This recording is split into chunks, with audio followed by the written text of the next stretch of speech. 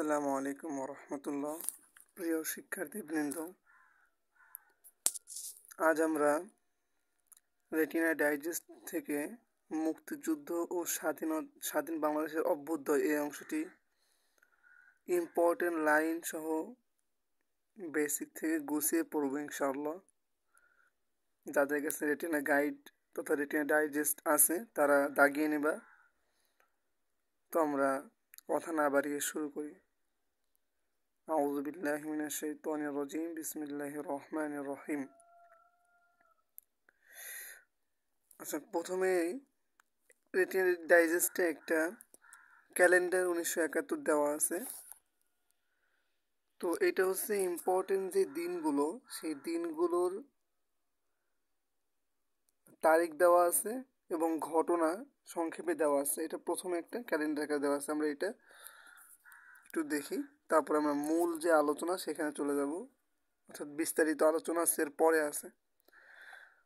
তো আমার এখান থেকে প্রথমে মনে রাখতে হবে 2 মার্চের কথা মনে রাখতে হবে, কারণ এই দিনই খুবই গুরুত্বপূর্ণ একটা বিষয় হয়েছিল। স্বাধীনতার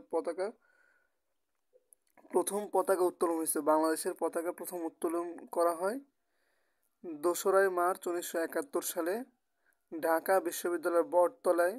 এটা লাগবে না, লাগবে হলো কে উত্তোলন করেছিলেন।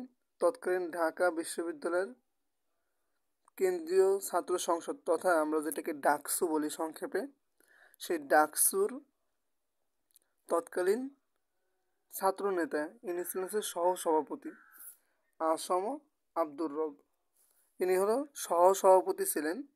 তো তৎকালীন ডাকসুর সহসভাপতি ভিপি ছাত্রনেতা আসম আব্দুর রব, ইনি হলো কি করছিল, স্বাধীনতার পতাকা প্রথম উত্তোলন করেন। কত তারিখে? 2রা মার্চ।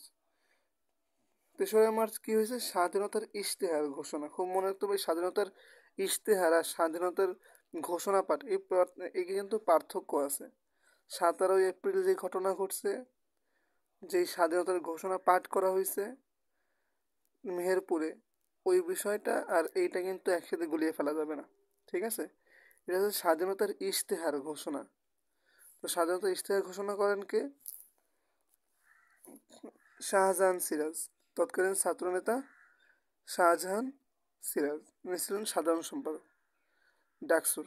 তাহলে ডাকসুর সাধারণ সম্পাদক ছাত্রনেতা শাহজাহান সিরাজ 3রা মার্চ স্বাধীনতার ইশতেহার ঘোষণা করেন। এখান থেকে এটাই লাগবে। আর 3রা মার্চে হরতাল পালন করা হয়, হরতালে গুলি চলে, তখন হতাহত হয়, সেখানে নিহত হয় স্বাধীনতার প্রথম শহীদ শঙ্কু সমজদার। এই 3রা মার্চ থেকে মাত্র 2টা জিনিস মনে রাখতে হবে। স্বাধীনতার ইশতেহার পাঠ করেন নয়াপল্টনে, ঢাকার পল্টনে কে করেন? শাহজাহান সিরাজ। মনে রাখতে হবে 3রা মার্চের 2টা ঘটনা, একটা হচ্ছে স্বাধীনতার ইশতেহার পল্টনে ঘোষণা হয় এবং কে করেন? ছাত্রনেতা শাহজাহান সিরাজ। আর ওই দিন যে হরতাল হয়, হরতালে মারা যায় শঙ্কু সমজদার। এই হলো কথা। এরপরে এখানে দেওয়া আছে যে কে কি ছিলেন। শাহজাহান সিরাজ ছিলেন সাধারণ সম্পাদক, আসম আব্দুর রব ছিলেন সহসভাপতি। তো এইগুলো লাগবে না, জাস্ট একবার দেখে রাখতে হবে, এগুলো লাগবেও না, আসবে না। এখান থেকে আসবে কি 7ই মার্চের ঐতিহাসিক যে ভাষণ বঙ্গবন্ধু শেখ মুজিবুর রহমানের। তো সেই ভাষণ কত তারিখে হয়েছিল এটা সবাই আমরা জানি, তারপরও সামনে যেহেতু আসছে সে বলে দিলাম যে 7ই মার্চ। এবং বর্তমানে হট টপিক কিন্তু মাওলানা আব্দুল হামিদ খান ভাসানী, তার যে সভাগুলো হয়েছিল সেগুলোও কিন্তু পড়তে হবে। তো আমরা এর আগের ভিডিওতে টাঙ্গাইলের সন্তোষে যেই আব্দুল হামিদ খান ভাসানীর যেই সভা হয়েছিল, সেই সভায় মোটামুটি যেগুলো পরীক্ষা আসার মতো সেগুলো পড়ছি। তো এইটা মনে রাখতে হবে যে 9ই মার্চ আব্দুল হামিদ খান ভাসানী ইনি জনসভা করছিলেন এবং 7ই মার্চ বঙ্গবন্ধু শেখ মুজিবুর রহমান তো তৎকালীন রেস কোর্সে স্বাধীনতা এই যে ঐতিহাসিক ভাষণ দেন। তো এটা মনে রাখতে হবে। এবং এই ঐতিহাসিক ভাষণকে কিন্তু বিভিন্ন মনীষী বিভিন্নভাবে উক্তির মাধ্যমে প্রকাশ করছেন, সেইটা আমরা সামনে পড়ব। ঠিক আছে, আমরা সামনে আগাই। 11ই মার্চ কী ঘটনা ঘটছিল? 11ই মার্চের ঘটনা অত গুরুত্বপূর্ণ না, তারপর আমরা এখান থেকে মনে রাখতে হবে কবি আহসান হাবিব, শিল্পী মাস্টার জয়নুল আবেদিন, তারা কি করছিল যে পাকিস্তান আমলে তারা যতগুলো পদক পাইছিল বা খেতাব অর্জন করছিল, সেই অর্জনগুলো আহ, যতগুলো না মানে যে সকল খেতাব মানে গুরুত্বপূর্ণ খেতাব পেয়েছিল সেই সব খেতাবগুলো তারা কি করছিল বর্জন করছিল, মানে প্রতিবাদ স্বরূপ। ঠিক আছে, এই ঘটনা কবে? 11ই মার্চে। স্বাধীন বাংলা কেন্দ্রীয় ছাত্র সংগ্রাম পরিষদ কর্তৃক 23 মার্চ প্রতিরোধ দিবস ঘোষণা করছিল। তো এটা লাগবে না, এটা লাগবে না, লাগবে হলো যে শিল্পী জয়নুল আবেদিন, তারপর কবি আহসান হাবিব, তারা কি করছিল? তাদের খেতাব বর্জন করছিল। কি কারণে? প্রতিবাদের স্বরূপ।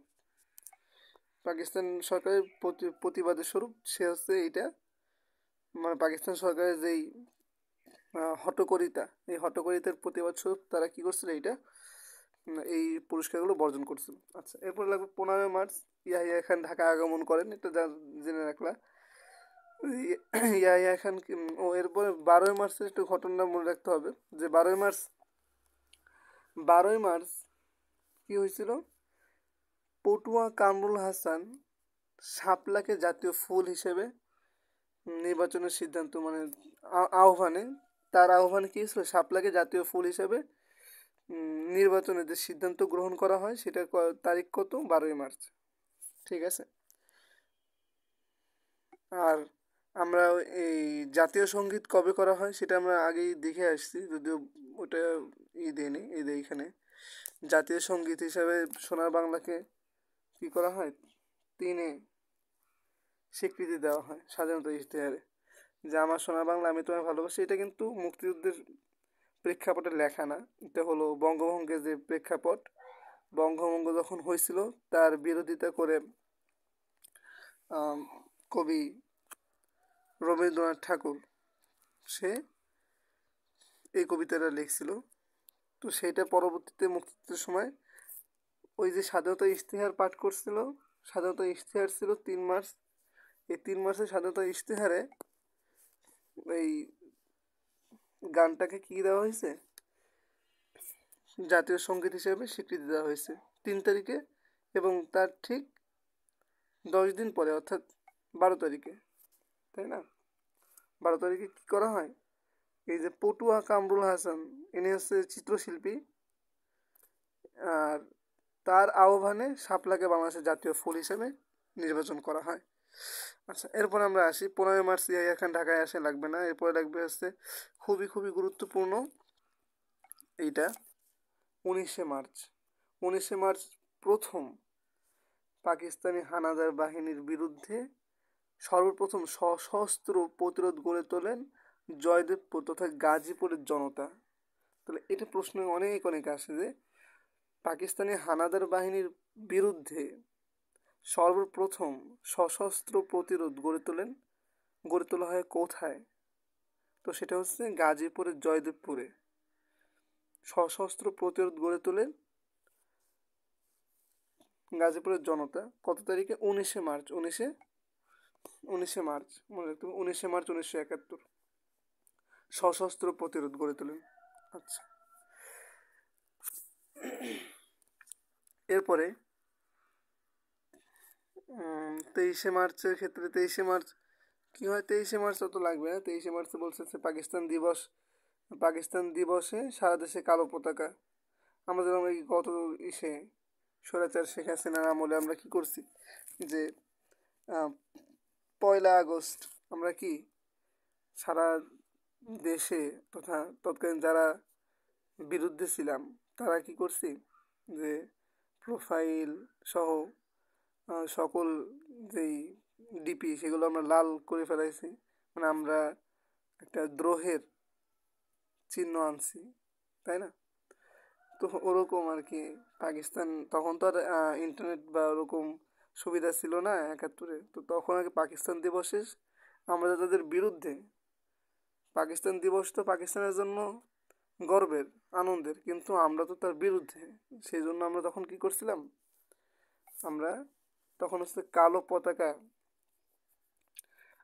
সারা দেশে কালো পতাকা উত্তোলন করছিলাম এবং বঙ্গবন্ধু বাড়িতে স্বাধীন বাংলাদেশ, পাকিস্তানের পতাকা না দিয়ে স্বাধীন বাংলাদেশের পতাকা উত্তোলন করা হয় এবং পাকিস্তানের জাতীয় সঙ্গীত না বাজিয়ে বাজানো হয় স্বাধীনতা ইশতেহারে দেওয়া আমার সোনার বাংলা আমি তোমায় ভালোবাসি যেই সঙ্গীতটা আমরা স্বাধীনতার ইশতেহারে ৩রা মার্চ স্বাধীনতার ইশতেহারে জাতীয় সঙ্গীত হিসেবে গৃহীত হয় যেই গানটা, সেই গানটা বাজানো হয় তথা টোটালি পাকিস্তানের বিরুদ্ধে আমরা অবস্থান নিয়েছি, এটা এখান থেকে পরিষ্কার তাদেরকে বুঝিয়ে দেওয়ার জন্য এই ঘটনা ঘটানো হয়। আচ্ছা, তো এখান থেকে মনে রাখার জন্য যে সারা দেশে কালো পতাকা উত্তোলন করা হয় কবে, 23শে মার্চ। তো এটা এত ইম্পর্টেন্ট না, ইম্পর্টেন্ট হচ্ছে 25শে মার্চ, খুবই গুরুত্বপূর্ণ। আমি এরপরে সামারাইজ করে দেবো যে কোনটা কোনটা মনে রাখতে হবে, যেহেতু সামনে আসতেছে একবারে টোটালটা দেখাই যাচ্ছে। 25শে মার্চ অপারেশন সার্চ লাইট হয়, এটা মনে রাখতে হবে অবশ্যই, খুবই এটা তো অবশ্যই আসবে যে অপারেশন সার্চ লাইট, ঠিক আছে। 26শে মার্চ মহান স্বাধীনতার ঘোষণা এবং অপারেশন বিগ বার্ড, অর্থাৎ ওই যে বলছে big bird in the cage, ঠিক আছে, এইটা বলছিল না, তো সেই অপারেশন বিগ বার্ড হচ্ছে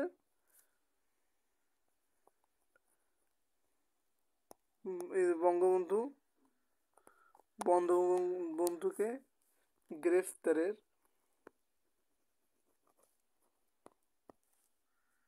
যে অপারেশন, গ্রেফতারের অপারেশন, অপারেশন অপারেশন ঠিক আছে, বন্ধুকে গ্রেফতার অপারেশন, এটাকে আমরা কি বলি, অপারেশন বিগ বার্ড। আচ্ছা, 26শে মার্চের ঘটনা। এরপরে 4 এপ্রিল ঘটনা হয় কি, 4 এপ্রিল হচ্ছে মুক্তি ফৌজ গঠিত হয়। 4 এপ্রিল কি হয়, মুক্তি ফৌজ গঠিত তেলিয়াপাড়া চা বাগানে এম.এ.জি. ওসমানীর নেতৃত্বে মুক্তি ফৌজ গঠিত হয়। এটা আসতে পারে যে মুক্তি ফৌজ কবে প্রথম গঠিত হয়, এটা হচ্ছে হবিগঞ্জে।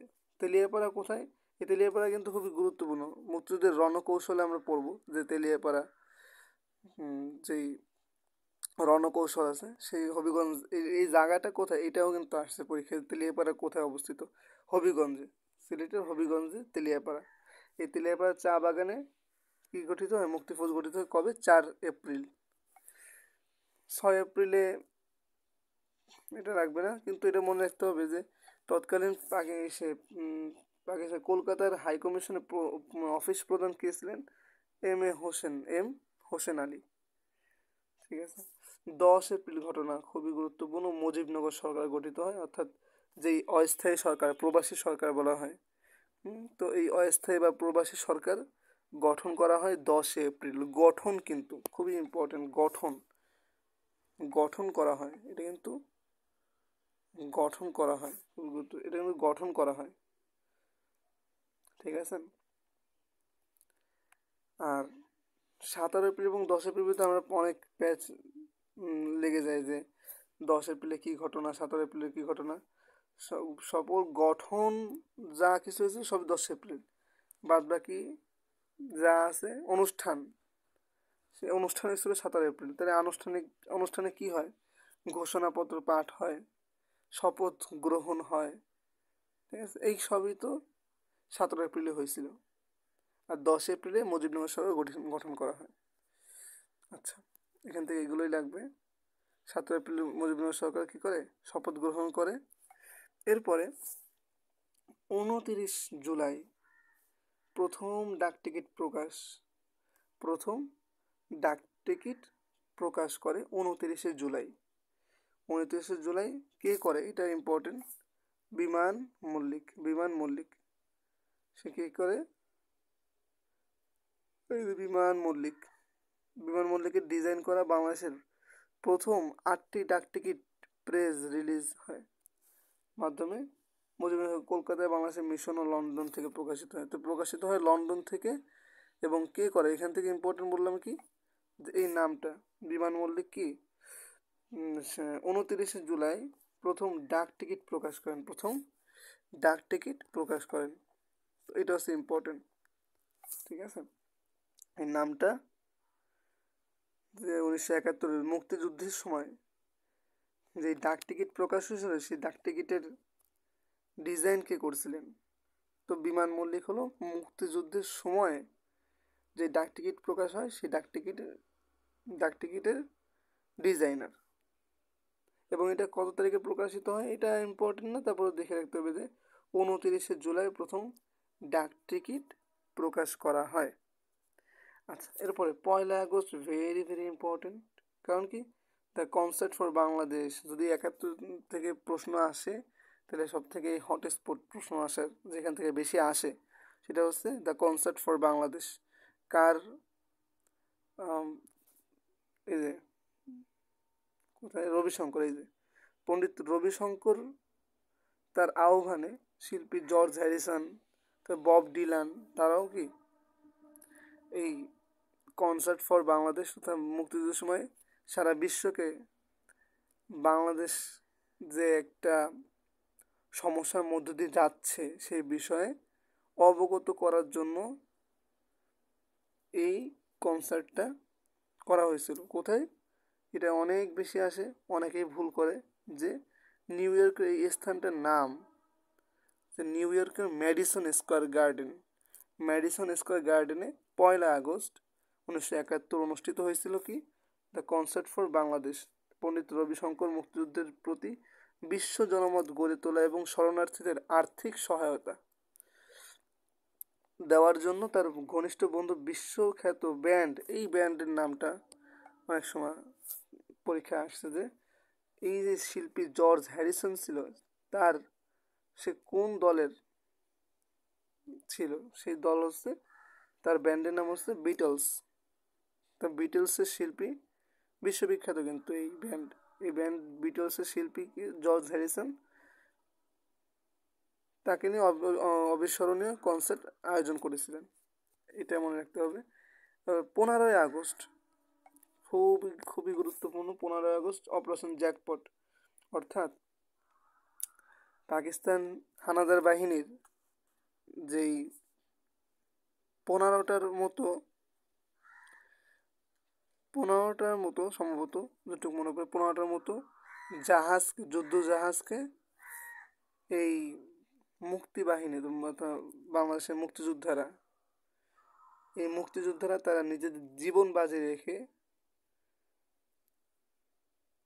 বোমার মাধ্যমে তথা ডুব দিয়ে গিয়ে সেই জাহাজের নিচে বোম ফিট করে রেখে দিয়ে এসে জীবনের ঝুঁকি নিয়ে তারা কি ওই 15টা যুদ্ধ জাহাজকে একসাথে ব্লাস্ট করে দিয়ে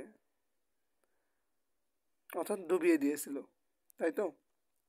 তো এটাকে আমরা খুবই গুরুত্বপূর্ণ একটা দিন হিসেবে পালন করি এবং আমরা জানি যে এটাকে কি হিসাবে মানে এই অপারেশনটাকে কি হিসাবে নামকরণ করা হয়েছে, অপারেশন জ্যাকপট হিসাবে। 15 আগস্ট কিন্তু খুবই গুরুত্বপূর্ণ বাংলাদেশের রাজনীতি তথা সব ক্ষেত্রে। বঙ্গবন্ধু শেখ মুজিবুর রহমান এর যেই হত্যা করা হয়েছিল এই দিনে, তারপর 15 আগস্ট অপারেশন জ্যাকপট। আগস্ট মাসটাই খুবই গুরুত্বপূর্ণ বাংলাদেশের রাজনীতিতে। এই স্বৈরাচার শেখ হাসিনা যে পতন, এটাও 5 আগস্ট বা 36 জুলাই বলি আমরা, এটাও যেহেতু জুলাই অভ্যুত্থানে বিষয়ে কিন্তু এবছর অনেক বেশি পরীক্ষা আসতে পারে।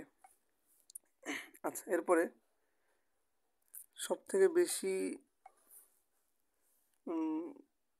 যে বিষয়টা মনে রাখতে হবে যে 21শে নভেম্বর সশস্ত্র বাহিনী গঠন হয়, তথা কত তারিখে সেনাবাহিনী গঠন হয়? সেনাবাহিনী কিন্তু 21শে নভেম্বর। সেনাবাহিনী কবে গঠিত হয়? সেনাবাহিনী 21শে নভেম্বর গঠিত হয়। এবং এই 21শে নভেম্বরে কিন্তু ভারত থেকে যে যৌথ বাহিনী আসে এটাও কিন্তু সেম ওই 21শে নভেম্বরই, ঠিক আছে। ভারত থেকে যেই তাদের জগজিৎ সিং অরোরার নেতৃত্বে যে দল আসে বাংলাদেশকে হেল্প করার জন্য, এটাও 21শে নভেম্বর। সেই সময় কিন্তু বাংলাদেশে সশস্ত্র বাহিনী তথা সেনাবাহিনী গঠন করা হয়। তাহলে বাংলাদেশের সেনাবাহিনী কবে গঠিত হয়? 21শে নভেম্বর। 6 ডিসেম্বর কি ঘটনা ঘটছে? বাংলাদেশকে প্রথম স্বীকৃতি দেয় এবং তার আগেই বাংলাদেশের প্রথম শত্রুমুক্ত জেলা তো অনেকবার আসছে পরীক্ষায়। প্রথম শত্রুমুক্ত জেলা কোনটি? প্রথম শত্রুমুক্ত জেলা হচ্ছে যশোর। প্রথম শত্রুমুক্ত জেলা হচ্ছে যশোর।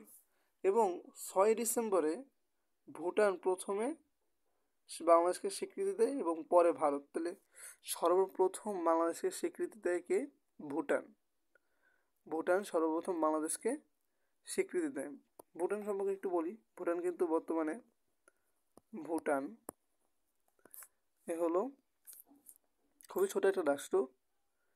এটা হচ্ছে জিরো কার্বন নিঃসরণ দেশ। ঠিক আছে, জিরো কার্বন এমিশন নিঃসরণ দেশ কান্ট্রি। তাহলে ভুটান কি? জিরো কার্বন নিঃসরণ দেশ। তাহলে ভুটান হলো 6 ডিসেম্বর সর্বপ্রথম বাংলাদেশকে স্বীকৃতি দান করে এবং তার সম্ভবত 6 ঘন্টা পরে ভারত বাংলাদেশকে স্বীকৃতি প্রদান করে। তো এখানে আমি মনে রাখতে হবে যে ভুটানের যে প্রধানমন্ত্রী ছিল, ভুটানের প্রধানমন্ত্রী লোটে শেরিং। ভুটানের প্রধানমন্ত্রী প্রধানমন্ত্রী লোটে শেরিং তৎকালীন না, কিন্তু মানে পরবর্তীতে, আমি জাস্ট মনে রাখার জন্য মনে রাখছি। লোটে শেরিং সে কী করতো? সে যেহেতু বাংলাদেশে ময়মনসিংহ মেডিকেলে পড়াশোনা করে গেছে, তো ময়মনসিংহ মেডিকেলে যেহেতু পড়াশোনা করে গেছে, তো সেই ক্ষেত্রে ভুটানই প্রথম বাংলাদেশকে স্বীকৃত দিয়েছে। তো আমাদের ময়মনসিংহ মেডিকেলে পড়াশোনা করছে লোটে শেরিং, সেই জন্যই ভুটান বাংলাদেশকে প্রথম স্বীকৃতি দিচ্ছে। মানে এইভাবে মনে রাখার জন্য, এটা কিন্তু আসলে বাস্তব না।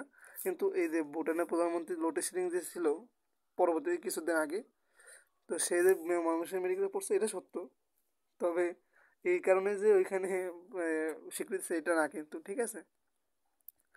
আচ্ছা, তো যেভাবে মনে রাখতে হবে, যেভাবে পারেন মনে রাখতে হবে যে ভুটান হচ্ছে সর্বপ্রথম বাংলাদেশকে স্বীকৃতি দিয়েছে। এই 14 ডিসেম্বর খুবই মর্মান্তিক ঘটনা বাংলাদেশের ইতিহাসে ঘটেছে, যে 14 ডিসেম্বর শহীদ বুদ্ধিজীবী হত্যা দিবস। অর্থাৎ বাংলাদেশে যে মেধাশূন্য করে দেওয়ার জন্য যে পরিকল্পনা, মেধাশূন্য করার যে পরিকল্পনা, এই মেধাশূন্য করার যে পরিকল্পনা, এইটাকে পাকিস্তানি হানাদার বাহিনী 14 ডিসেম্বর ঘটাইছিল। যে শেষ যে যারা বুদ্ধি দিচ্ছে, যত কিছু করতেছে, তাদেরকে যে মেধাশূন্য, তাদেরকে হত্যার মাধ্যমে দেশকে মেধাশূন্য করে দিতে হবে। তো এটা খুবই জঘন্য একটা ঘটনা ঘটাইছিল। যখন আমরা দেখছি স্বৈরাচার শেখ হাসিনার আমলে যে সময় কথা হচ্ছে অনেক বেশি শেখ হাসিনার বিরুদ্ধে, তখন কিন্তু বেশিরভাগ যেসব অনলাইন শিক্ষক যারা ছিল, তারপরে যারা ন্যূনতম শেখ হাসিনার বিরুদ্ধে কথা বলতেছিল যেসব শিক্ষকরা, তাদের কিন্তু জেলে বন্দি করা হয়। আমরা দেখছি বিভিন্ন প্ল্যাটফর্মের টিচাররা তাদেরকে কী করছে? বন্দি করছে, বন্দি করে অত্যাচার করছে। যেমন বন্দি পাঠশালার অনেক টিচারদের দেখছি, শুভ ভাই, ইয়াসিন ভাই, তারপরে ফাহাদ স্যার, ওই ফাহাদ টিউটোরিয়ালের যে ফাহাদ স্যার, তাকেও বন্দি করছিল। তো এইসব বিষয় খুবই মানে অনেকটা মিলে যায়। হ্যাঁ, ঘটনার তো পুনরাবৃত্তি হয়, স্বৈরাচার পতনের যেই ঘটনা, এগুলো সব জায়গায় একই রকম। যেমন সিরিয়ার বাশার আল আসাদের ক্ষেত্রে আমরা দেখতে পাই যে ওইখানেও এরকম, তার বিরুদ্ধে ন্যূনতম যে কথা বলছে, সেও কী হয়েছে? সেদনা কারাগারে তাকে বন্দি জীবনযাপন করা লাগছে, হত্যার শিকার হয়েছে, নির্মম হত্যার মানে নির্মমভাবে তাকে হত্যা করা হয়েছে। এসব বিষয় আমরা মূল পড়াশোনায় আসি। এবং 16 ডিসেম্বর আমাদের জাতীয় জীবনের সবথেকে গুরুত্বপূর্ণ দিবস, যা আমরা পাকিস্তানি হানাদার বাহিনীর হাত থেকে স্বাধীনতা লাভ করি। 16 ডিসেম্বর মহান বিজয় লাভ করি। আচ্ছা, আমরা এবার মূল আলোচনায় আসি, বিস্তারিত আলোচনা যেটা, সেখানে আসি। আচ্ছা, এটা একটু মনে রাখতে হবে, যখন আমরা স্বৈরাচার শেখ হাসিনা আমলে অসহযোগ আন্দোলন কিন্তু করছিলাম। ঠিক আছে, আমরা অসহযোগ আন্দোলন করছিলাম। আমরা 24শে জুলাই অভ্যুত্থান নিয়েও পড়াশোনা করব। আমরা এর পরের ভিডিওতে আমরা জুলাই অভ্যুত্থান টোটালটা কাভার করব। একটু বড় হইলেও টোটাল বিষয়টা আমরা কভার করবো ইনশাল্লাহ। আচ্ছা, এরপরে আমরা অসহযোগ আন্দোলন করেছিল কি, যে 2 মার্চ থেকে 25শে মার্চ পাকিস্তান সরকারের বিরুদ্ধে তৎকালীন পূর্ব পাকিস্তানে অসহযোগ আন্দোলন পরিচালিত হয়। সরি, অসহযোগ আন্দোলন পরিচালিত হয় কত থেকে কত, 2 মার্চ থেকে 25শে মার্চ। প্রথম জাতীয় পতাকা উত্তোলন মনে রাখতে হবে, আমরা এর আগেই পড়ে আসছি প্রথম জাতীয় পতাকা উত্তোলন। এখান থেকে বেশি পড়বো না, যেহেতু আমরা আগে পড়ছি। বিস্তারিত বিষয় এখানে আছে, যেসব ইম্পর্টেন্ট সেই সব বিষয় দাগানো আছে। এই পিডিএফটাও আমরা অনলাইন থেকেই নেওয়া, সম্ভবত এক টিচার এই পিডিএফটা বানিয়ে অনলাইনে দিয়েছিল, আমাদের নিজস্ব না। তো ওই মাঝে মাঝে তার নাম আসে, হয়তো নাজিম স্যার তার নাম। তো আপনারা ওইখানে যে লিঙ্ক আছে ওই লিঙ্ক দিয়ে আপনারা তার পেজ বা গ্রুপ যেগুলো আছে, আমি হয়তো দেখি নাই, তো সেখানে আপনারা যে হয়তো আরও তথ্য পাইতে পারেন। ঠিক আছে, তাহলে প্রথম জাতীয় পতাকা উত্তোলন করা হয়েছে 2রা মার্চ ঢাকা বিশ্ববিদ্যালয় বটতলা। আমরা এটাকে পড়ে আসছি। তৎকালীন ডাকসু ভিপি আসম আব্দুর রব। আর ওই সময় ঢাকা বিশ্ববিদ্যালয়ের উপাচার্য ছিলেন হচ্ছে বিচারপতি আবু সাইদ চৌধুরী। ইনি কিন্তু পরবর্তী সময়ে বাংলাদেশের রাষ্ট্রপতি ছিলেন। এই উপাচার্য ছিলেন বিচারপতি আবু সাইদ চৌধুরী। তৎকালীন ঢাকা বিশ্ববিদ্যালয়ের উপাচার্য ছিলেন বিচারপতি আবু সাইদ চৌধুরী। ঠিক আছে, আচ্ছা। 3রা মার্চ ঐতিহাসিক পল্টন ময়দানে কি করা হয়, পতাকা উত্তোলন করেন বঙ্গবন্ধুর উপস্থিতিতে শাহজাহান সিরাজ। প্রথমে করা হয়েছে 2রা মার্চ, প্রথমে 2রা মার্চে, পরে 3রা মার্চে যে সময় যে আমরা পড়ছি যে স্বাধীনতার ইশতেহার পাঠ করা হয়, তখন আবারও দেশের পতাকা তথা স্বাধীন বাংলাদেশ গড়ার জন্য যে পতাকা গ্রহণ করা হয়, সেই গ্রহণ করা পতাকাকে আবার উত্তোলন করা হয় 3রা মার্চ।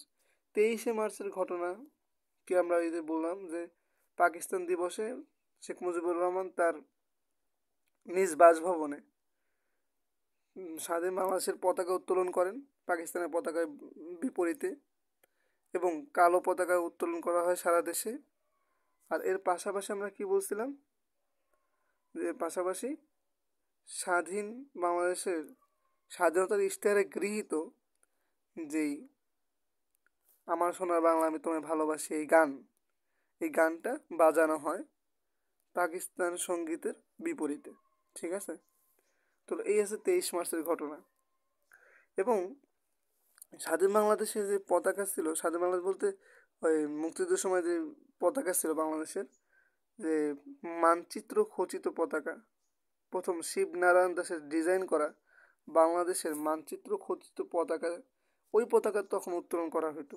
এই যে আমার বর্তমান যে পতাকা, যে সবুজের মাঝে যে লাল বৃত্ত, এটা কিন্তু তখনও গৃহীত হয় না, এটা পরে গৃহীত হয়েছে। কিন্তু প্রথম ছিল হচ্ছে সবুজের মাঝে লাল, কিন্তু এই মাঝখানে হলুদ আকারে যেই বাংলাদেশের পতাকা মানে মানচিত্র খচিত সেই পতাকা তখন ব্যবহার হইতো। বাংলাদেশের বাইরে সর্বপ্রথম বাংলাদেশের জাতীয় পতাকা উত্তোলন করা হয় 18 এপ্রিল। 17 এপ্রিল হচ্ছে মুজিবনগর সরকার তথা অস্থায়ী সরকার বা প্রবাসী সরকার যেটাই বলেন, মনে রাখতে হবে এই তিনটা চারটা নাম মনে রাখতে হবে, যে কোনো নামে আসতে পারে। তাহলে এই প্রবাসী সরকার যেদিন তথা 17 এপ্রিল কি হয়, স্বাধীনতা ঘোষণাপত্র পাঠ করেন। স্বাধীনতা ঘোষণাপত্র পাঠ করার পরের দিন কলকাতার যে ডেপুটি হাই কমিশন পাকিস্তানের, যেখানে এম হোসেন আলী ছিল হচ্ছে প্রধান, সেই ডেপুটি হাই কমিশনে বাংলাদেশের জাতীয় পতাকা উত্তোলন করা হয় পরের দিন 18 এপ্রিল 1971 সালে। আচ্ছা, এরপরে আসছে আমরা ওই প্রথমে পড়ছিলাম যে 3রা মার্চ প্রথম শহীদ হয় হরতালে গুলিবিদ্ধ হয়ে শঙ্কু সমজদার, বাচ্চা একটা ছেলে, 6ষ্ঠ শ্রেণীর ছাত্র ছিল, বয়স ছিল 12। এগুলো কিছুই লাগবে না। এরপরে আরও 2জন শহীদ হয়, ফারুক ইকবাল, এইগুলো লাগবে না, তাসলিম, এগুলো লাগবে না, লাগবে শুধু ওই শঙ্কু সমজদারের নামটা লাগবে, যে শঙ্কু সমজদার ইনি প্রথম শহীদ। শঙ্কু সমজদার প্রথম শহীদ। প্রথম নারী শহীদকে মহিলা কবি মেহেরুন্নেসা, তিনি হচ্ছে 23শে মার্চ যেহেতু সারা দেশে মানচিত্র খচিত পতাকা ও কালো পতাকা উত্তোলন করার সময় সপরিবারে তাকে হত্যা করা হয়। ঠিক আছে, পাকিস্তানের হানাদার বাহিনী ওই পতাকা দেখলেই তাদের গা জ্বলতো, তো সেই সেই হিসাবে তারা তাকে সপরিবারে হত্যা করে। তো মহিলা কবি মেহেরুন্নেসা রানু, মহিলা কবি মেহেরুন্নেসা রানু 27শে মার্চ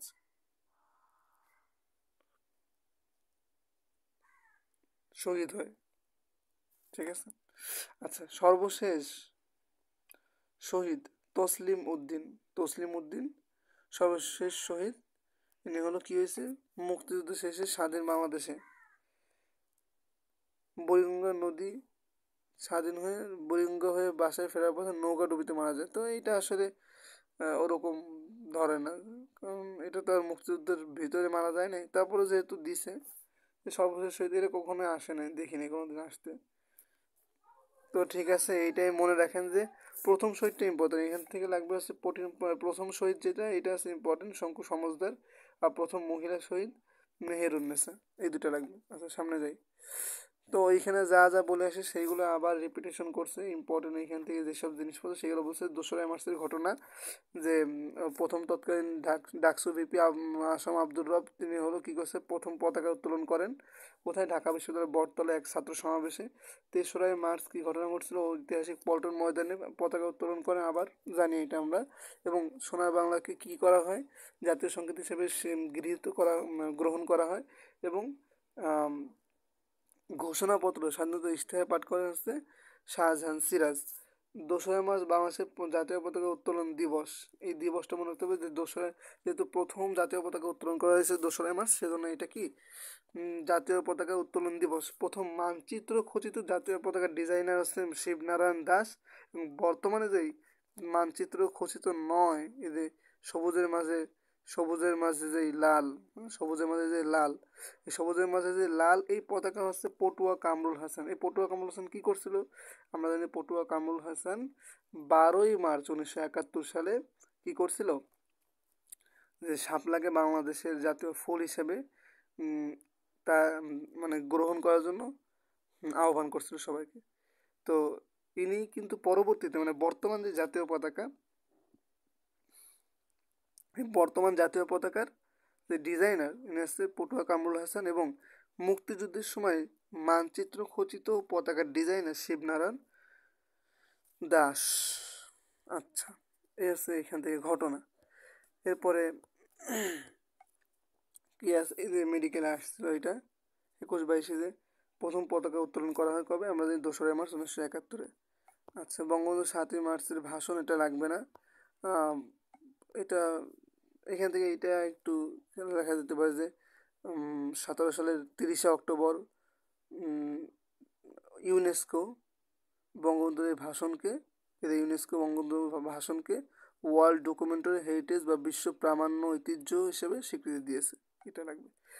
এখান থেকে আর কিছুই লাগবে না, প্রথম শহীদ তো আমি পড়লাম। আচ্ছা,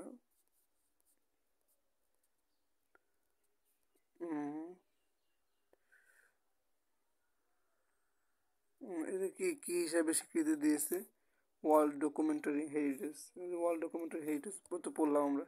7ই মার্চের ভাষণের কোথায় দিয়েছিল, এটা লাগবে যে রেস কোর্স ময়দানে, বর্তমান সোহরাওয়ার্দী উদ্যান। এবং কে দিয়েছিল, এটাও পরীক্ষা আসছে, শেখ হাসিনার আমলে আসছে যদিও এগুলো, তারপরে এবার না আসার সম্ভাবনা বেশি। তবে যেহেতু মুক্তিযুদ্ধের সাথে রিলেটেড, কিন্তু বঙ্গবন্ধু না, মুক্তিযুদ্ধের সাথে রিলেটেড যেহেতু 7ই মার্চের ভাষণ, এই ভাষণটা কোন সংস্থা কি হিসেবে কত তারিখে স্বীকৃতি দেয়, তো এই বিষয়টা জানা লাগবে। ঠিক আছে, এবং তৎকালীন ইউনেস্কোর প্রথম মহিলা পরিচালক ছিলেন ইরেনা বোকোভা, ইনি বুলগেরীয় নাগরিক। তিনি হচ্ছে 7ই মার্চকে বিশ্ব ঐতিহ্য হিসেবে ঘোষণা করেন। এই হচ্ছে লাগবে, এটা মেডিকেলে আসছিল, রাজনীতির কবি বলছেন কোন নিউজ উইক, এটাও আসছিল। এখান থেকে আর কিছু লাগবে না। যেটা বললাম যে মুক্তিযুদ্ধের ওই 7ই মার্চের ভাষণকে নেলসন ম্যান্ডেলা কি বলছেন, স্বাধীনতার মূল দলিল, মানে যে মতে ম্যান্ডেলা মতে মূল দলিল, এমনি মনে রাখা যায়। তারপরে ফিদেল ক্যাস্ট্রো বলছে যে রণকৌশলের দলিল। হুম, এই আর কি। আর যুগোস্লাভিয়া আছে প্রসেনজ্যোতি বসু, তিনি বলছেন হচ্ছে, আচ্ছা এগুলো লাগবে না, ওইখান থেকে 7ই মার্চ থেকে কিছু আসবে না, আসবে না মানে এইগুলো আসবে না, যেগুলো আসবে সেগুলো তো বললাম, যে কিছু আসবে না বলতে ভুল, ওই যে যেগুলো বলে দিলাম ওইগুলো থেকে আসতে পারে। তবে কে কোন বিষয়ে বলছে এটা আসলে খুবই লেস ইম্পর্টেন্ট। তাও ডাইজেস্ট যদি থাকে তো সেখান থেকে একটু দেখে নেবেন, আর না থাকলে সমস্যা নেই, এখান থেকে পড়া লাগবে না। এখান থেকে বললাম যে কোনটা আসতে পারে, একবার আসছিল যে নেলসন ম্যান্ডেলা, তিনি বলছেন স্বাধীনতার মূল দলিল এটাকে। তো এডওয়ার্ড হিড যে ব্রিটেনের প্রধানমন্ত্রী ছিলেন, তিনি বলছেন যে পৃথিবীর ইতিহাসে যতদিন পরাধীনতা থেকে মুক্তির সংগ্রাম থাকবে ততদিন শেখ মুজিবুর রহমান ভাষণটি, 7ই মার্চের ভাষণটি মুক্তির মানুষের মনে চিরজাগরুক থাকবে, সারা বিশ্বের মুক্তি মনে করে। এত বড় কিছু আসবে না, যেহেতু সংক্ষেপে ছিল ওইটা। 7ই মার্চের ভাষণ আসলে বাংলাদেশের মূল দলিল, এটা এক লাইনে লেখা যায়, এই বিষয়টা আসতে পারে এক লাইনে লেখা যায় এমন। যেরকম ফিদেল ক্যাস্ট্রো বলছে কি, ক্যাস্ট্রো বলছে যে অস্ত্র বিষয় মানে রণ ও কৌশল, ঠিক আছে। ক্যাস্ট্রো মনে রাখবেন যে অস্ত্র, অস্ত্র মানে কি, আমরা যুদ্ধ করি, রণ, রণ মানে যুদ্ধ, তাহলে রণ কৌশলের দলিল, তাই ক্যাস্ট্রো এই কথা বলছে, ঠিক আছে। এই আর আর কিছু না, আর কিছুই লাগবে না এখান থেকে, আর কিছুই লাগবে না। আচ্ছা, আর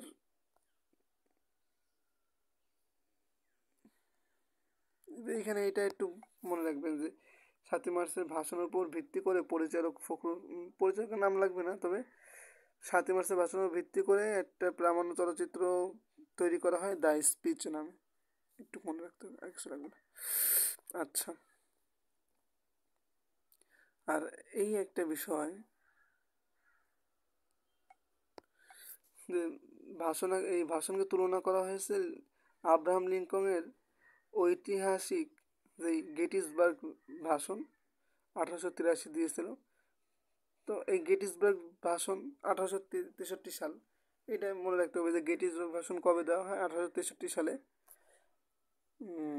এটার সাথে তুলনা করা হয়, ঠিক আছে। আর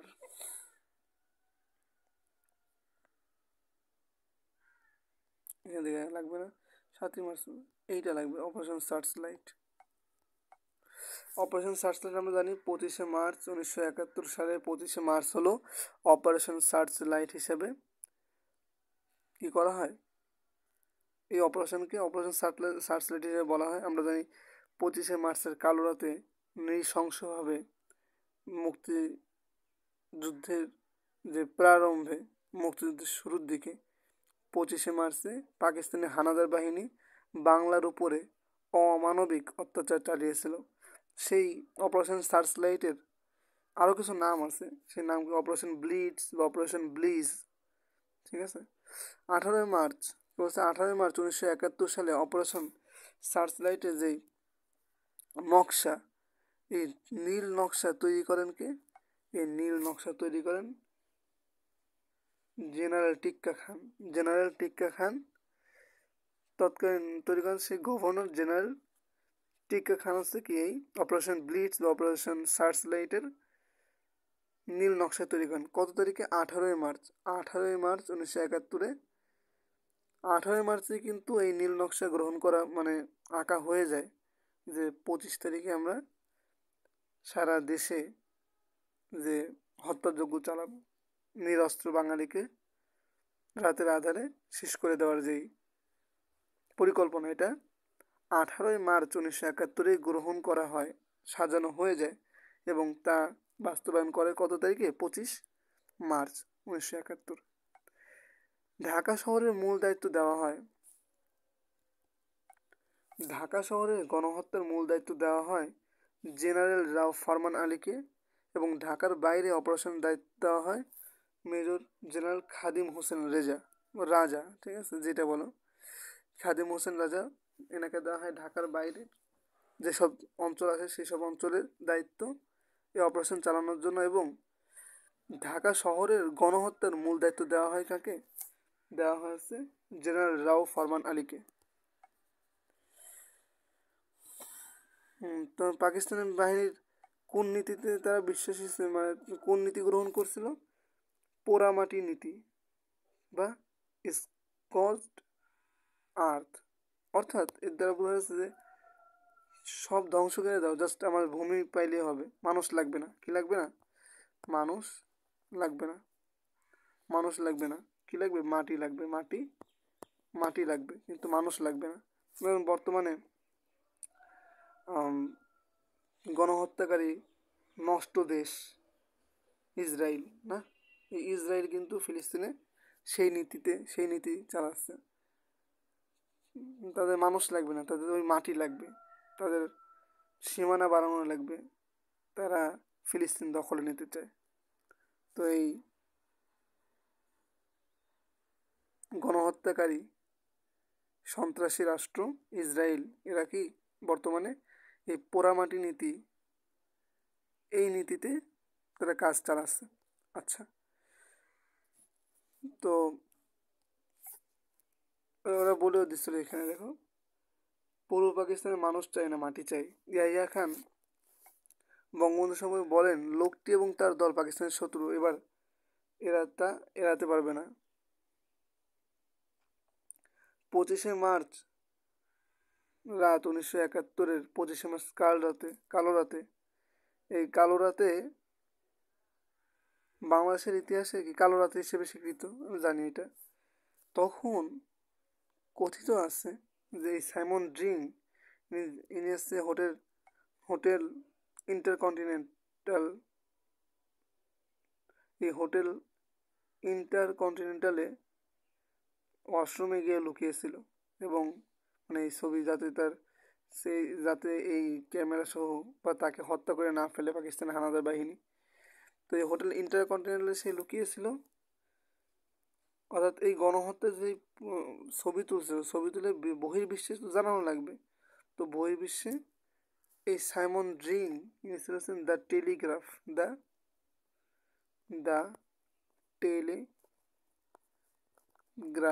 দ্য টেলিগ্রাফের সাংবাদিক।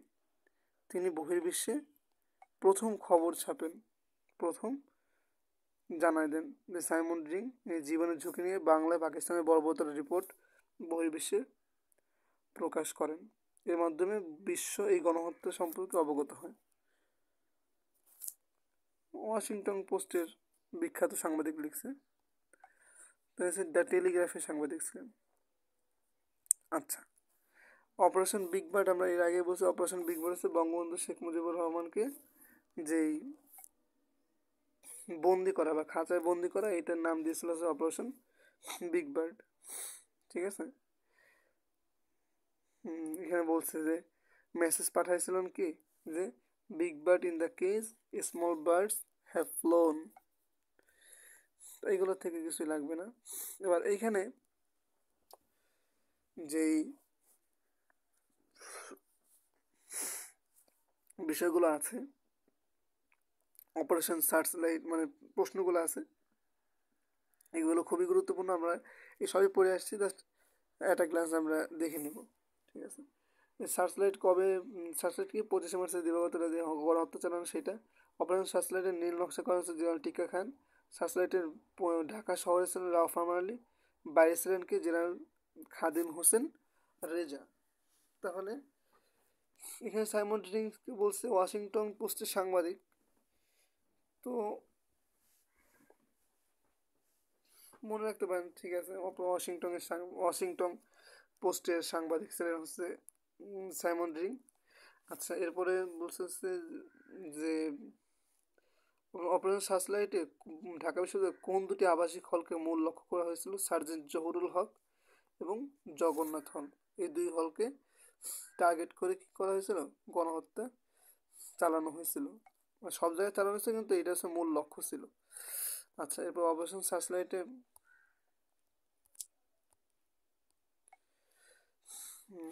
সার্চলাইটে কী করা হয়? কতজন নিহত হয়? প্রায় 1 লক্ষ লোক নিহত হয় এক রাত্রে। তাহলে কত বড় নৃশংসতা শিকার হয়েছিল। তো তখন কি বার ছিল, এই বারটা কিন্তু অনেক আসে। হ্যাঁ, কি বার ছিল? 25শে মার্চ বৃহস্পতিবার ছিল। আমরা জানি যে অধিকাংশ এই বাংলাদেশের ঐতিহাসিক দিবসগুলো বৃহস্পতিবার, বৃহস্পতি আর শুক্র, বৃহস্পতি আর রবি, এই তিনটে বার হয়। তার ভিতরে 90%, 90% না, 85% হচ্ছে বৃহস্পতিবার। ঠিক আছে, 85% অধিকাংশই হচ্ছে বৃহস্পতিবার। তাহলে 25শে মার্চ কী বার ছিল? বৃহস্পতিবার ছিল। তাহলে 26শে মার্চ কী বার ছিল? আসতে পারে, ঐতিহাসিক দিন এটা। তো 26শে মার্চ শুক্রবার ছিল। 7ই মার্চে ভাষণ দেওয়া হয় কোথায়? রেসকোর্স ময়দানে 7ই মার্চে ভাষণ দেওয়া হয়। রেসকোর্স কোথায়? 7ই মার্চে ভাষণ রেসকোর্স ময়দানে। ইশতেহার ঘোষণা করা হয় কোথায়? সাধারণত ইশতেহার ঘোষণা করা হয় পল্টন ময়দানে। সশস্ত্র প্রতিরোধ গড়ে তোলে গাজীপুরের বীর জনতা। প্রথম সশস্ত্র প্রতিরোধ কত তারিখে? আমরা দেখে আসছি যে এটা কি 19শে মার্চ, 19শে মার্চ, তাই তো? 19শে মার্চ প্রথম কি করা হয়? সশস্ত্র প্রতিরোধ গড়ে তোলে বাংলার বীর জনতা। 19শে মার্চ, 19শে মার্চ প্রথম জয়দেবপুরে বাংলার বীর জনতা কি করে? পাকিস্তানি হানাদার বাহিনীর বিরুদ্ধে সশস্ত্র প্রতিরোধ গড়ে তোলে। আচ্ছা আচ্ছা, এরপরে লাগবে কি? এরপরে লাগবে হলো জাতীয় জনক উপাধি, এটা লাগবে না। প্রথম শহীদ লাগবে। প্রথম শহীদকে? প্রথম শহীদ হলো শঙ্কু সমজদার। প্রথম জাতীয় পতাকা উত্তোলন করেন কে? ডাকসু ভিপি আসম আব্দুর রব। এটা কত তারিখে? 2 তারিখে। বাংলাদেশের বাইরে 18 এপ্রিল পতাকা উত্তোলন করা হয় কোথায়? ডেপুটি হাই কমিশনে। জাতীয় পতাকা উত্তোলন দিবস হচ্ছে 2 মার্চ, সবই জানি। বর্তমান জাতীয় পতাকার ডিজাইনার হচ্ছে কি? পটুয়া কামরুল হাসান। আর স্বাধীনতার সময় কে ছিলেন? স্বাধীনতার সময় ছিলেন হচ্ছে, আমরা নাম পড়ছি না,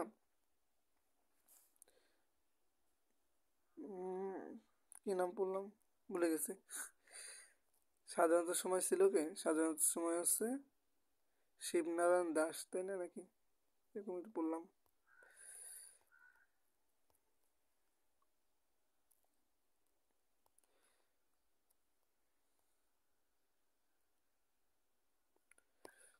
শিবনারায়ণ দাস, শিবনারায়ণ দাস। উনি হলো কি করছিলেন? এই যে শিবনারায়ণ দাস, মানে দুইটাই কিন্তু আমি এই মাত্র পড়ে এসেও ভুলে গেলাম, তাই না? এবার কিন্তু ভুলে যাই, স্বাভাবিক এটা বিষয়। তো মনে রাখতে হবে যে প্রথম মানচিত্র খচিত যে পতাকা সে শিবনারায়ণ দাস, আর বর্তমান যেটা সেটা হচ্ছে পটুয়া কামরুল হাসান। দেখ, এখানে অনেক সময় আমরা ব্যয় করে ফেললাম। তো এই বিষয়গুলো ইম্পর্টেন্ট, তাই না? সেজন্য এখানে একটু বেশি করে আমরা দেখছি। আচ্ছা, এরপরে হচ্ছে আমরা চলে যাব। তো এখান থেকে পড়তে হবে সবে, এখানে যা যা দেওয়া আছে সবাই মোটামুটি পড়া হয়ে গেছে। এখান থেকে এটা পড়া হয়েছে, এটা পড়া হয় নাই। সংবিধান, সংবিধানের কোন তফসিলে 7ই মার্চের ভাষণ অন্তর্ভুক্ত হয়েছে? পঞ্চম তফসিলে। ঠিক আছে, পঞ্চম তফসিলে 7ই মার্চ, পঞ্চম তফসিলে 7ই মার্চ। আমরা 5, এরপরে বেজোর সংখ্যা কি? 7। প্রথম বেজোর প্রথমে আমরা পড়তে 5-এ 7ই মার্চ, তাহলে মনে হতো কি 7ই মার্চ, তাহলে তার আগের বেজোর সংখ্যা কি? 5, তাহলে পঞ্চম তফসিল। এমনি মনে রাখার জন্য এটা। তাহলে 7ই মার্চের ভাষণ পঞ্চম তফসিলে গৃহীত হয়। ঠিক আছে, এরপরে আমরা তো এটা পড়ছি, এগুলো সবই পড়ছি, যা আসবে না এগুলো লাগবে। ঐতিহাসিক দিবস, এই দিবস কিন্তু যতটুক জানি যে বাতিল হয়ে গেছে। এক উক্তি করছিল, হিমালয় দেখে না মুজিবকে দেখছে। ফিদেল কাস্ট্রো, যদিও এটা সত্যি না, মানে এটা মানে তার বড়ত্ব বোঝানোর জন্য সে হিমালয় দেখতে পারে, কিন্তু হিমালয়ের মতো এরকম দৃঢ় সেটা দেখছে, সেটা সেই কথা বুঝাইছে শেখ মুজিবের। শেখ মুজিবুর রহমানকে উদ্দেশ্য করে এই কথা বলছে। আচ্ছা, সাইমন রিংসলেন হচ্ছে ওয়াশিংটন পোস্টের সাংবাদিক, কিন্তু এই ব্রিটিশ সাংবাদিক সাইমন রিং তার প্রতিবেদন প্রকাশ করে কোথায়? ডেইলি টেলিগ্রাফে, ঠিক আছে। এই মানে কনফিউশন ক্লিয়ার হলো, তাই না? অপারেশন সার্চলাইটের নীল নকশা প্রণয়ন করা হয় 18 মার্চে। কে করেন? গভর্নর জেনারেল লেফটেন্যান্ট টিক্কা খান। আচ্ছা, এরপরে আর লাগবে না এখান থেকে কিছু। স্বাধীনতার ঘোষণা স্বাধীনতার ঘোষণার ক্ষেত্রে মনে রাখতে হবে, এখান থেকে আমরা 4টে লাইন পড়বো মাত্র, সর্বোচ্চ 4টে লাইন পড়বো আমরা। যে পৃথিবীতে যে ঘোষণা দিয়ে মুক্তিযুদ্ধ করা এ মাত্র 2টা দেশ। পৃথিবীতে 2টি দেশ যুদ্ধের আগে স্বাধীনতার ঘোষণা দিয়েছিল, এটা হচ্ছে যুক্তরাষ্ট্র এবং অন্যটি বাংলাদেশ। মানে ঘোষণা দিয়ে স্বাধীনতা লাভ করা, তাই না? আমরা ঘোষণা দিয়ে কিন্তু স্বাধীনতা লাভ করছি। তো এরকম 2টা দেশ, একটা হচ্ছে মার্কিন যুক্তরাষ্ট্র 1773 সম্ভবত, আর আরেকটা হলো 1971 বাংলাদেশ। আচ্ছা, এখান থেকে মনে রাখতে হবে, বলছি 4টে লাইন। তো এই একটা লাইন হচ্ছে যে কোন দেশ স্বাধীনতার ঘোষণা দিয়ে তারপরে কি করছে, স্বাধীনতা লাভ করছে। একটা হচ্ছে যুক্তরাষ্ট্র, একটা হচ্ছে বাংলাদেশ। এবার মনে রাখতে হবে যে কোথা থেকে স্বাধীনতার ঘোষণা পাঠ করা হয়। সর্বপ্রথম 26শে মার্চ দুপুরবেলা চট্টগ্রামের আগ্রাবাদ বাদামতলী বেতার কেন্দ্র। তাহলে মনে রাখতে হবে যে আগ্রাবাদ বাদামতলী বেতার কেন্দ্র থেকে স্বাধীনতার ঘোষণা পাঠ করা হয়। কি করেন? এম এ হান্নান করেন। তাহলে এখান থেকে আর দ্বিতীয়টা হচ্ছে 27শে মার্চ কালুরঘাট বেতার কেন্দ্র হতে জিয়াউর রহমান প্রথমে নিজ নামে, পরবর্তীতে বঙ্গবন্ধুর নামে স্বাধীনতার ঘোষণা পাঠ করেন। কারণ প্রথমে নিজের নামে করতে হবে, এটা স্বাভাবিক, কারণ তখন তো আর দেশে কোনো নাই, তাই না? দেশের কোনো রাষ্ট্রপতি বা প্রধানমন্ত্রী তো হয়নি, তখন তো কোনো সরকার গঠন হয়নি, যে এই 27শে 27শে মার্চের কথা বলতেছে। তো সেক্ষেত্রে সেনাবাহিনীর যারা থাকবে তারাই তো প্রথমে স্বাধীনতার ঘোষণা দেবেন, এবং পরবর্তীতে যে দেশের সবথেকে ওয়েল নোন বা সবথেকে যে ভূমিকা রাখছে যে নেতা, তো তার নামে দিয়েছেন। তো এমনি মনে রাখতে হবে, প্রথমে জিয়াউর রহমান 27শে মার্চ কালুরঘাট থেকে। তো আমরা এখানে মনে রাখতে পারি কীভাবে, 2 জায়গা থেকে তো দিয়েছে, কেমনি মনে রাখতে পারি? এখানে আগ্রাবাদ মানে হচ্ছে আগে, আগ্রাবাদ মানে হচ্ছে আগে, তাহলে মনে রাখবো কি আগে আগে দিয়েছে আগ্রাবাদ থেকে এম এ হান্নান। আগ্রাবাদ থেকে আগে দিয়েছেন এম এ হান্নান 26 তারিখে, এবং এর পরে যেটা 27শে মার্চ, এটা কালুরঘাট থেকে জিয়াউর রহমান প্রথমে নিজ নামে, পরে বঙ্গবন্ধু নামে কি করে স্বাধীনতার ঘোষণা পাঠ করেন। যদি পরীক্ষায় আসে, যদিও আসবে না এরকম কন্ট্রোভার্সিয়াল টপিকগুলো, যে বা স্বাধীনতার ঘোষককে, তো আমরা জানি যে রাজনৈতিক দল বিএনপি যারা, তারা হচ্ছে জিয়াউর রহমানকে স্বীকৃতি দেয়, এবং আওয়ামী লীগ যারা, তারা হচ্ছে মুজিবুর রহমানকে বলে স্বাধীনতার ঘোষক। কিন্তু শেখ হাসিনার আমলেই 2009 সালে সুপ্রিম কোর্ট বিষয়টা ক্লিয়ার করে দিয়েছে যে বঙ্গবন্ধু শেখ মুজিবুর রহমানই স্বাধীনতার ঘোষক। তো এখনও যেহেতু এই রায় বহাল আছে, তো সেক্ষেত্রে যতই রাজনৈতিক প্রেক্ষাপট পরিবর্তন হোক, কিন্তু এই বিষয়টা আসলে বঙ্গবন্ধু শেখ মুজিবুর রহমানকেই সঠিক উত্তর হিসেবে বিবেচনা করতে হবে। আচ্ছা, এখানে সেই প্রশ্ন এটা চলেও আসছে আগে, যে কোথা থেকে প্রথমবার এই যে প্রথমবার স্বাধীনতা ঘোষণা পাঠ করা হয়, চট্টগ্রাম আগ্রাবাদ আগে করা হয়েছে, আর কালুরঘাটে হচ্ছে পরবর্তীতে 27শে মার্চ করা হয় জিয়াউর রহমান প্রথমে নিজ নামে পরে বঙ্গবন্ধু নামে করে। কিসের মাধ্যমে স্বাধীনতার ঘোষণা দেওয়া হয়? ওয়্যারলেসের মাধ্যমে। ওয়্যারলেসের মাধ্যমে স্বাধীনতার ঘোষণা দেন বঙ্গবন্ধু। আচ্ছা, এবার এইটা এখান থেকে মাত্র দুইটা লাইন, দুইটা জিনিস মনে রাখতে হবে। একটা হলো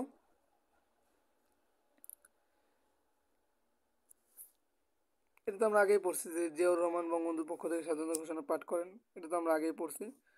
এটা তো আগে পড়ছি, এটা এখন টপিক না। এবার পড়তে হবে, মনে রাখতে হবে হচ্ছে 28শে মার্চ মেজর জিয়ার অনুরোধে স্বাধীন বাংলা বিপ্লবী বেতার কেন্দ্র থেকে এই বিপ্লবী নামটি বাদ দেওয়া হয়। তো এই বিপ্লবী বেতার কেন্দ্র থেকে বিপ্লবী নামটি বাদ দেওয়া হয়, বিপ্লবী নামটি বাদ দেওয়া হয় এবং নতুন নামকরণ করা হয় স্বাধীন বাংলা বেতার কেন্দ্র। স্বাধীন বাংলা বেতার কেন্দ্র নামকরণ করা হয়। 28শে মার্চের ঘটনা, 26শে মার্চে এম এ হান্নান প্রথম আগ্রাবাদ বেতার কেন্দ্র থেকে ঘোষণাপত্র পাঠ করেন, মানে স্বাধীনতার ঘোষণা দেন। পরবর্তীতে 27শে মার্চ জিয়াউর রহমান কী করছিল, কালুরঘাট যে বেতার কেন্দ্র সেখান থেকে ঘোষণা পাঠ করেন এবং 28শে মার্চে বিপ্লবী বেতার কেন্দ্র থেকে বিপ্লবী নাম বাদ দিয়ে স্বাধীন বাংলা বেতার কেন্দ্র নামকরণ করা হয়। এখান থেকে একটা লাইন পড়তে পারে, কিছু লাগবে না, ঠিক আছে। স্বাধীন বাংলা বেতার কেন্দ্রে কিছু অনুষ্ঠান এখান থেকে লাগবে। চরমপত্র পাঠ করতেন কে? এম এ আখতার মুকুল এনেছে চরমপত্র পাঠ করতেন। এটা রম্য কথিকা, মানে ব্যঙ্গাত্মক একটা রচনা, যে পাকিস্তানি হানাদার বাহিনীর বিভিন্ন বিষয়কে ব্যঙ্গ ব্যঙ্গ করে এখানে বলা হতো। তো এটা হচ্ছে চরমপত্র নামে পরবর্তী বই আকারে প্রকাশ করা হয়েছে। এম এ আখতার মুকুল, এটা অনেক আসে যে চরমপত্র পাঠ করতেন কে? এম এ আখতার মুকুল, ঠিক আছে। এরপরে জল্লাতের দরবার, জল্লাতের দরবার এই অনুষ্ঠান পরিচালনা করতেন হচ্ছে মানে এইটা একটা কি একটা নাটিকা, ঠিক আছে, ছোট্ট নাটিকা, জল্লাতের দরবার। বাংলার মুখ, প্রতিনিধির কণ্ঠ, অস্থায়ী বাংলাদেশের সরকারের প্রতিনিধিদের ভাষণ। তো এই যে বিষয়গুলো, অনুষ্ঠানগুলো, এগুলো ইম্পর্টেন্ট, যে তৎকালীন স্বাধীন বাংলা বেতার কেন্দ্রের অনুষ্ঠান সূচির মধ্যে এগুলো আসতো, ঠিক আছে। আরেকটা রম্যকথা ছিল পিণ্ডির প্রলাপ, ঠিক আছে। তো এগুলো একটু মনে রাখতে হবে। সব থেকে এখান থেকে ইম্পর্টেন্ট 1 নম্বরে মনে রাখতে হবে হচ্ছে চরমপত্র। চরমপত্র কি? এটা হচ্ছে রম্যকথিকা, পাঠ করতেন কে? এম এ আখতার মুকুল। আচ্ছা, এরপরে গান, স্বাধীন বাংলাদেশের যে গানগুলো, এই গানগুলো খুবই ইম্পর্টেন্ট, এখান থেকে আসে, প্রায় সময় আসতে দেখা গেছে, কিন্তু কোনটা আসে আমরা এখান থেকে মনে রাখবো। জয় বাংলা, বাংলার জয়, জয় করছেন, জয় করার পরে যারা বিজয়ী হয়, যারা মারা যায় তারা তো শহীদ, যারা বিজয়ী থাকে তারা কি? তারা গাজী। তাহলে গাইছে কে? গীতিকার হলো গাজী, গাজী মাজহারুল আনোয়ার। মনে রাখতে হবে, এভাবে মনে রাখবে যে জয় বাংলা, বাংলা জয়, যারা জয় করেন তারাই তো গাজী, তাহলে গাজী মাজহারুল আনোয়ার। আর এই যে আনোয়ার, এই আনোয়ারের আরেক আনোয়ার কী করছে? সুর করছে। তাহলে গাজী মাজহারুল আনোয়ার হচ্ছে গাজী, যে সে হচ্ছে গীতিকার এবং সুরকার হচ্ছে আনোয়ার পারভেজ, ঠিক আছে। শিল্পী আসে না, শিল্পী আসে না, কারণ অনেক শিল্পী তো গায়, এটার আসে না, আসে সুরকার ও গীতিকার। আমার সোনার বাংলা তো আমরা জানি যে এটা গীতিকার সুরকার সবই রবীন্দ্রনাথ ঠাকুর। কারাই লৌহ কপাট ঐতিহাসিক শেখ কাজী নজরুল ইসলামের যেই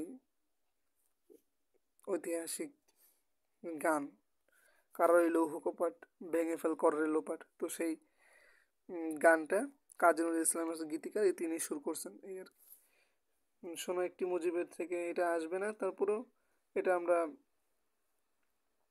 আগের বইতেও পড়ে আসছে, আমাদের নিচের ক্লাসের বইতেও ছিল যে গৌরী প্রসন্ন মজুমদার হচ্ছে এটার লেখক বা গীতিকার।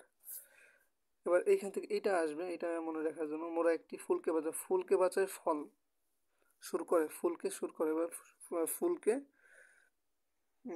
বাঁচায় ফল, ঠিক আছে, এমনি মনে রাখবে, ফুলকে বাঁচায় ফল। অর্থাৎ শুরু করে কে? শুরু করে হচ্ছে আপেল।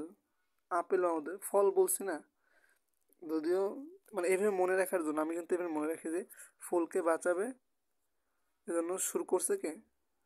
আপেল বা ফল। ফুলকে বাঁচাবে ফল। এবং এই গোবিন্দ হালদার ইনি কিন্তু অনেকগুলো ঐতিহাসিক গানের গীতিকার। তো ফুলকে বাঁচাবো বলে এই গানটার গীতিকার আছে গোবিন্দ হালদার। এবং এখান থেকে বেশি আসে হচ্ছে সুরকার। আমি যত জায়গায় দেখছি অধিকাংশ জায়গায় দেখছি কি যে এই আমরা মোরা একটি ফুলকে বাঁচাবো বলে এর সুরকারকে আপেল মাহমুদ এবং গীতিকারকে গোবিন্দ হালদার। আচ্ছা, তীরহারায় ঢেউয়ের সাগর পাড়ি দেবো রে, এটাও আপেল মাহমুদ। মানে ঢেউয়ের সাগরে আপেল ভেসে ভেসে যাচ্ছে, ঠিক আছে, এমনি মনে রাখবে যে তীর হারায় ঢেউয়ের সাগর পাড়ি দেবে, সেই যে আক্ষেপ, সেই চিন্তা ভাবনা, যেহেতু আপেল তো আর ডুবে যায় না, আপেল তো কি ভেসে থাকে, সেক্ষেত্রে এই আপেল, যে আপেল মাহমুদ ইনি কি ঢেউয়ের সাগরের ঢেউয়ে ভাসতেছে, ঠিক আছে, আপেল মাহমুদ। পূর্ব দিগন্তে কি উঠছে? সূর্য উঠেছে। তো আমরা মনে করি যে পূর্ব দিগন্তে সূর্য উঠেছে গো, সূর্য উঠেছে গো, মানে গোবিন্দ হালদার। আর সুরকার হচ্ছে সুরকার সমর দাস। তো এমনি মনে রাখা যায় সূর্য উঠেছে দিগন্তে গোবিন্দ হালদার, সূর্য উঠেছে সমর দাস। তো যেমনি মনে হয় পূর্ব দিগন্তে সূর্য উঠেছে গো গোবিন্দ হালদার এবং সুরকার হচ্ছে সমর দাস, ঠিক আছে। আর একবার আসতে দেখা গেছে এই সমর দাসের আরেকটা গান সে সুর করছিল, নোঙ্গর তোলো তোলো। তো এই নোঙ্গর গোর না, নোঙ্গর গহর, নোঙ্গর গহর, নইম গহর, নোঙ্গর গহর, নোঙ্গর গহর, নোঙ্গর গহর। একটু কয়েকবার পড়লেই কিন্তু মনে থাকবে, ঠিক আছে, নোঙ্গর গহর। আর সমর দাস কী করছিল? এটা শুরু করছিল। তো আমরা যদি আরেকবার বলি গানগুলো, এক ট্রিক্সগুলো বলবো যে যে যারা বাংলা জয় করে তারাই কি গাজী, তাহলে শুরু করছে গান গীতিকার হচ্ছে গাজী মাজহার আনোয়ার। এবং সেম আরেক আনোয়ার কি করছেন? সুর করছে। কালার লৌহ কপারে তো লাগবে না, কারণ আমরা সবাই জানি কাজী নজরুল ইসলামের এই গান তিনিই সুর করছেন। এবার বলছেন ফুলকে বাঁচাবে ফল, সুর করছেন হচ্ছে আপেল মাহমুদ। এবং ফুলকে বাঁচাবে ফল এবং গোবিন্দ হালদার কী করছেন? ফুলকে বাঁচাবো, মোরা একটি ফুলকে বাঁচাবো বলে এই গানের গীতিকার হচ্ছেন গোবিন্দ হালদার। তীরহারায় ঢেউয়ের সাগর পাড়ি দেবে, তাহলে আমরা বলছিলাম সাগরে কি আপেল ভাসতেছে, তো সে হচ্ছে কি গীতিকার এবং সুরকার দুইটাই। পূর্ব দিগন্তে সূর্য উঠেছে গো, তাহলে গোবিন্দ হালদার। এবং সমর দাস নোঙ্গর তুলো তুলো, নোঙ্গরের গহ্বর, নঈম গহ্বর এবং সমর দাস। আচ্ছা, আমরা যে এর আগে দেখে আসছি চরমপত্র পাঠ করতেন হচ্ছে এম এ আখতার মুকুল এবং এর পরিকল্পনা করছেন হচ্ছে আব্দুল মান্নান।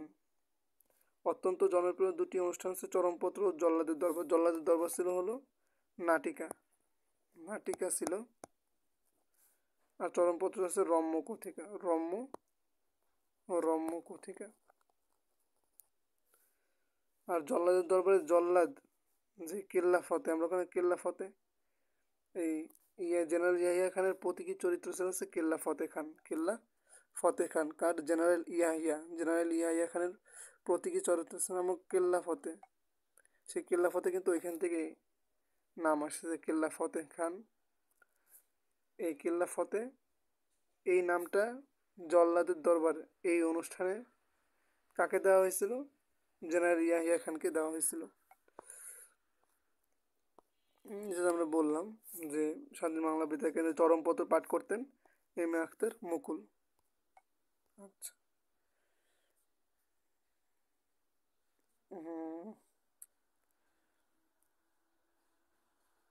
আমরা এখান থেকে এগুলো সবই বলা হয়ে গেছে, সবই পড়া হয়ে গেছে। বেতার কেন্দ্র কি, রেডিও স্টেশন, ইমার্জেন্সি স্টুডিও কোথায় ছিল? কালুরঘাটে। 1971 সালে চট্টগ্রাম বেতারের ইমার্জেন্সি স্টুডিও কোথায় ছিল? কালুরঘাট, চট্টগ্রামে। ইমার্জেন্সি স্টুডিও স্বাধীন বাংলা বিপ্লবী বেতার কেন্দ্র করা হয় 26শে মার্চ। ইমার্জেন্সি স্টুডিওর নাম স্বাধীন বাংলা বিপ্লবী বেতার কেন্দ্র করা হয় 26শে মার্চ এবং বিপ্লবী বাদ দেওয়া হয় 28শে মার্চ। বিপ্লবী বাদ দেওয়া হয় 28শে মার্চ। ঠিক আছে, তাহলে এই ইমার্জেন্সি স্টুডিও যেটা আছে কালুরঘাটে, সেই কালুরঘাটে ইমার্জেন্সি স্টুডিওর নাম করা হয় স্বাধীন বাংলা বিপ্লবী বেতার কেন্দ্র। কত তারিখে? 26শে মার্চ। আর এই বিপ্লবীর নাম বাদ দেওয়া হয় 28শে মার্চ। স্বাধীন বাংলা বেতার কেন্দ্র কোন মন্ত্রণালয়ের অধীনে? তথ্য ও বেতার মন্ত্রণালয়, বর্তমানে হচ্ছে তথ্য সম্প্রচার মন্ত্রণালয়। বর্তমানে এই মন্ত্রের দায়িত্বে কে আছে? নাহিদ, যেই কোটা আন্দোলন বা জুলাই অভ্যুত্থানের যে আন্দোলনের অন্যতম সমন্বয়ক নাহিদ হাসান, সম্ভবত তার নাম নাহিদ হাসান। সে হচ্ছে বর্তমানে তথ্য সম্প্রচার মন্ত্রণালয় এবং ওই মন্ত্রণালয়ের অধীনে কিন্তু বাংলা বেতার স্বাধীন বাংলা বেতার কেন্দ্র।